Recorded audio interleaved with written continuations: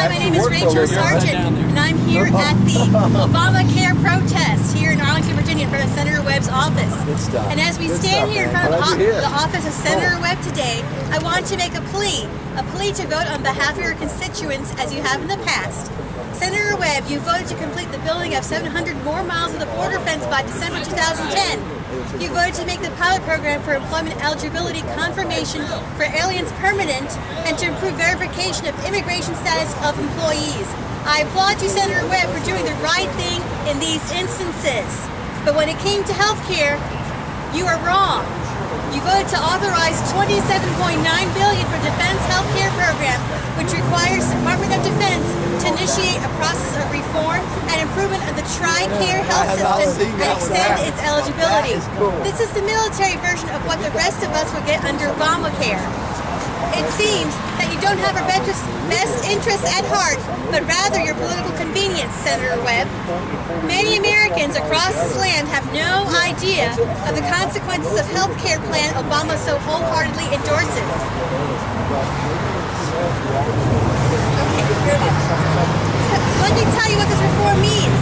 We were told that the Obama version of health care reform will allow everyone to have good insurance coverage. But what it really means is that in addition to spending $1 to $2 trillion more that we don't have, it will force us, in the words of Phyllis Schlafly, to cover exotic benefits that individuals may not want to buy, such as in vitro fertilization, hair transplants, rehab services, abortions, mental health, and substance abuse programs, and cause healthy young people to subsidize not only the older among us, but also those who make poor health choices such as smoking, obesity, and drug use.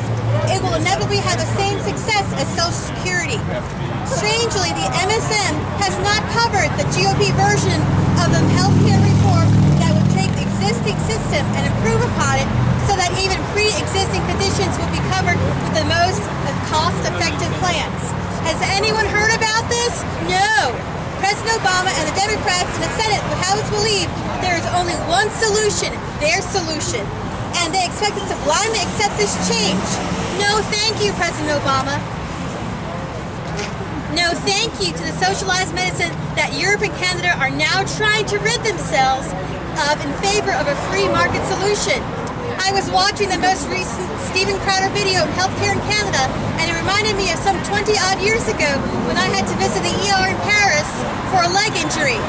In pursuit of a simple blood test, Crowder's friends had to go to several clinics and fill out lots of paperwork for a simple blood cholesterol test. And at every clinic, they had to wait more than 4 hours, and in the end, they never received it.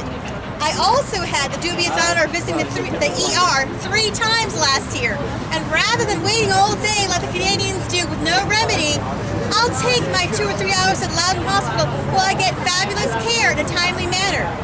In a poll done by the nonpartisan group Insider Advantage, the same firm that predicted Obama's victory, Matt Towery, writes that people are now learning how the plan will be funded.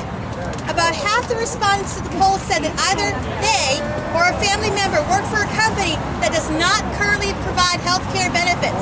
When asked what they thought the leadership of their company would do if forced to either pay for insurance or pay for a tax of up to 8% of each uninsured employee's salary, 59% said their company would either reduce the number of employees or try to lower salaries. That's a real solution, some real change. Healthcare is only as scarce as regulation and other anti-market forces dictate. Remove government and overactive litigation from the equation, and it becomes more efficient and lower cost, thereby helping a greater number of people. And the only way to give everyone the same access and quality of healthcare is for everyone to get no care at all. Instead of mandating lower quality care for everyone, why don't we reduce the government barriers to care? Senator Webb, I hope you remember that your constituents do not want socialized health care reform. Thank you.